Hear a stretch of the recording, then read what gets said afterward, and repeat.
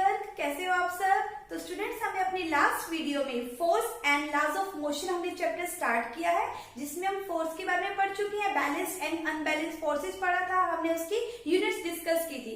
तो स्टूडेंट्स, आज हम डिस्कस करेंगे न्यूटन्स लॉज ऑफ मोशन। क्या डिस्कस करेंगे? Newton's laws of motion. जो न्यूटन ने 3 लॉज ऑफ मोशन दिए थे उन्हें हम डिस्कस करेंगे। तो हम स्टार्ट करें Newton first law.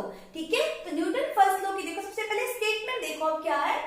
If an object is at rest, it has tendency to remain at rest.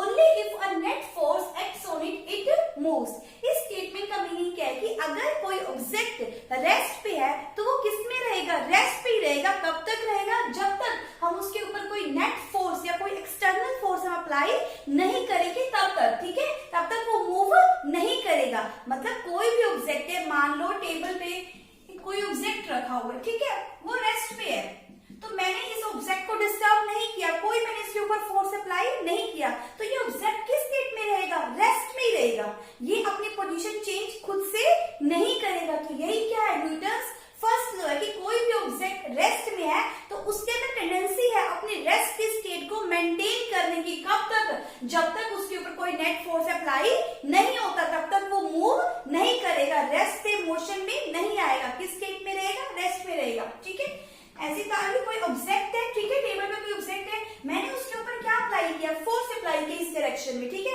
अब मैंने क्या किया? फोर्स अप्लाई किया है, तो ये ऑब्जेक्ट क्या करेगा? मूव करेगा, अपनी पोजीशन क्या करेगा? इस डायरेक्शन में चेंज करेगा।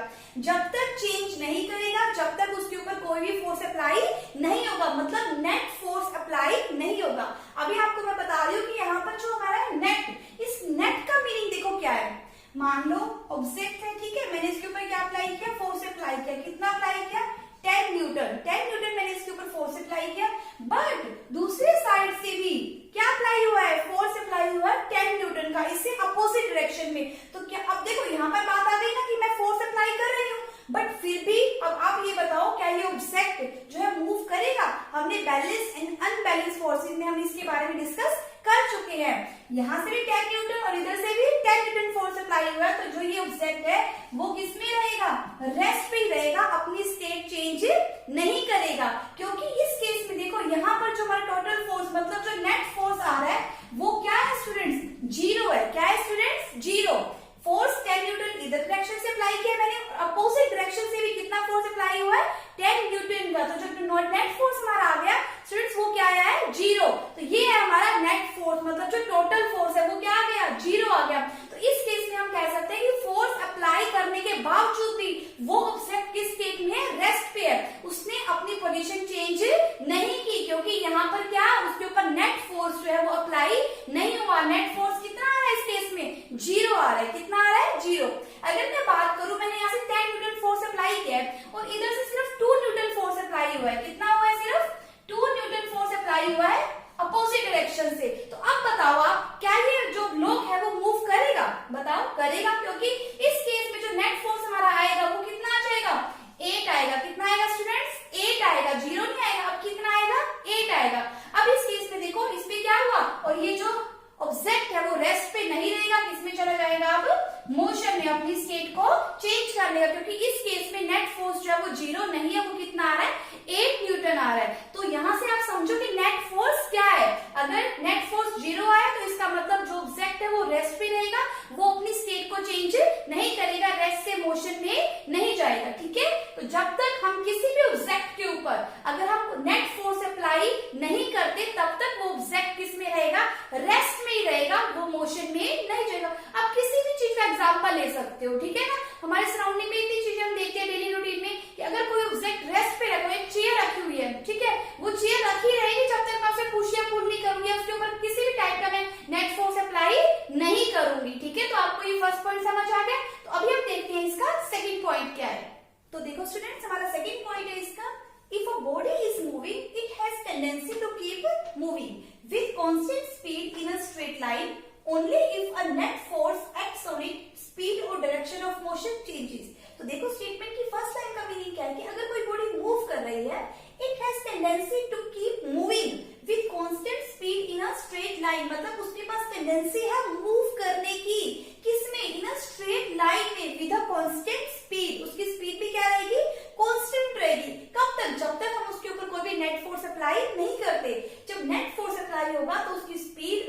डायरेक्शन ऑफ मोशन क्या हो सकती है, चेंज हो सकती है। जैसे स्टूडेंट्स अभी हमने रेस्ट वाला केस पढ़ा था, तो सेकंड केस किससे रिलेटेड है, मोशन से, कि कोई भी ऑब्जेक्ट अगर मोशन में है मतलब मूव कर रहा है तो वो किस में रहेगा, मोशन में ही रहेगा, जब तक उसके ऊपर हम नेट फोर्स अप्लाई नहीं करेंगे। सेम वही कंडीशन है कि वो रेस्ट पे था तो रेस्ट में ही रहेगा। अब ये केस में क्या है कि मोशन में है तो मोशन में ही रहेगा जब तक हम उसके ऊपर नेट फोर्स अप्लाई नहीं करेंगे। नेट फोर्स अप्लाई करने के बाद ही उसकी स्पीड या फिर डायरेक्शन जो है वो चेंज हो सकती है, अदरवाइज जो ऑब्जेक्ट है उसकी स्पीड या डायरेक्शन में कोई भी चेंज नहीं आएगा। फॉर एग्जाम्पल देखो, कोई बॉल है, ठीक है, वो 2 मीटर पर सेकेंड की स्पीड से मूव कर रही है, ठीक है, जब तक मैं उसके ऊपर कोई नेट फोर्स अप्लाई नहीं करूंगी वो क्या करती रहेगी, स्ट्रेट लाइन में मूव करती रहेगी, वो रेस्ट पे नहीं आएगी, ठीक है, जब तक क्या नहीं होगा, मैं उसके ऊपर कोई फोर्स अप्लाई नहीं करूंगी। बट आप देखते हो थोड़ी देर बाद तो किस में आ जाएगी, रेस्ट में आ जाएगी, ठीक है। बट अब इस केस में कहूंगी अगर मैं इसके ऊपर कोई भी फोर्स अप्लाई नहीं करती तो ये किस में ट्रेवल करती रहेगी, स्ट्रेट लाइन में ट्रेवल करती रहेगी, ठीक है। अगर मैं कहूं कि मैंने इसी बॉल के ऊपर इस डायरेक्शन में क्या अप्लाई किया, फोर्स अप्लाई किया, मैंने इस बॉल को किक मारा, तो इसकी स्पीड क्या हो जाएगी, इंक्रीज हो जाएगी। क्या होगी, इसकी स्पीड इंक्रीज होगी। मानो 2 मीटर पर सेकेंड है, किक मारने के बाद वो कितनी हो गई, 5 मीटर पर सेकेंड। तो मैंने कहा था कि नेट फोर्स अप्लाई करने के बाद हम उसकी स्पीड को चेंज कर सकते हैं, ठीक है।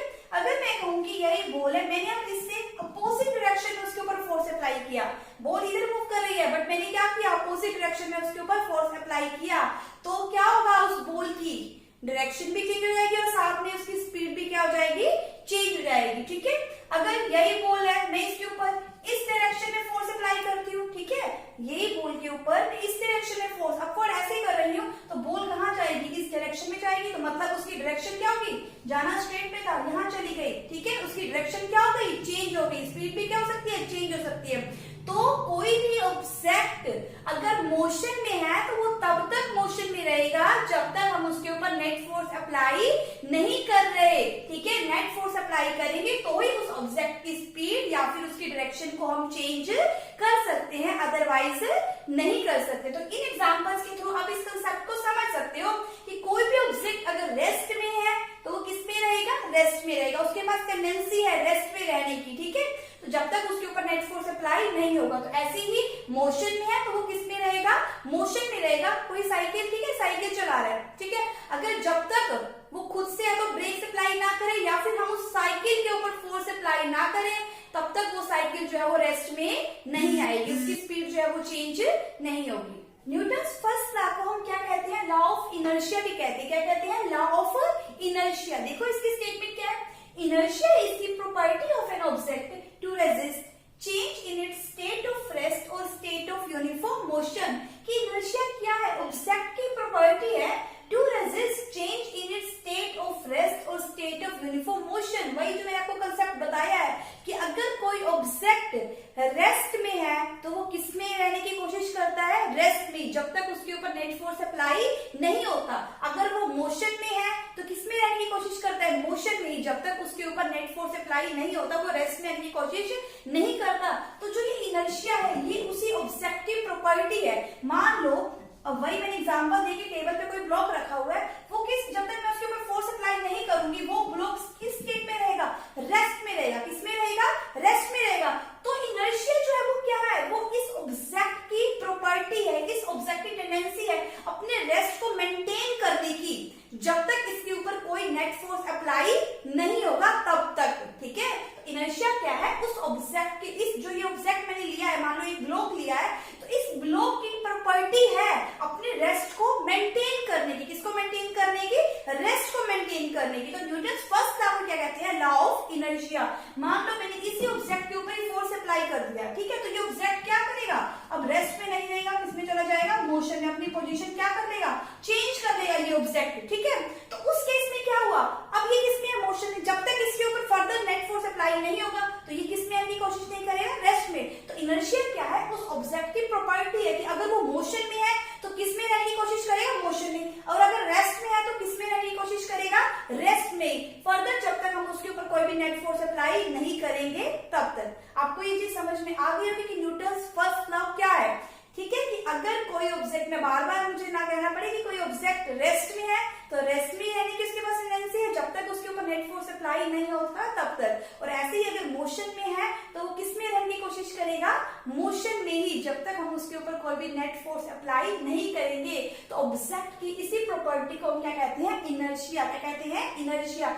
इसीलिए न्यूटन्स फर्स्ट लॉ को हम क्या बोलेंगे, लॉ ऑफ इनर्शिया। तो आज आप न्यूटन्स फर्स्ट लॉ को अच्छे से समझ लो, ठीक है। तभी मैंने यहाँ सिर्फ फर्स्ट तो ही करवाया, मैंने सेकंड और थर्ड नहीं करवाया। अगर तीनों इकट्ठे करवा दूंगी तो आपको इजीली समझ में नहीं आएंगे। तो आज आपको क्या करना है, न्यूटन्स फर्स्ट लॉ को अच्छे से आप समझ लेना, ठीक है। और अगर मेरी वीडियो अच्छी लगे तो प्लीज लाइक जरूर करना और मेरे चैनल को सब्सक्राइब जरूर करना। Thank you.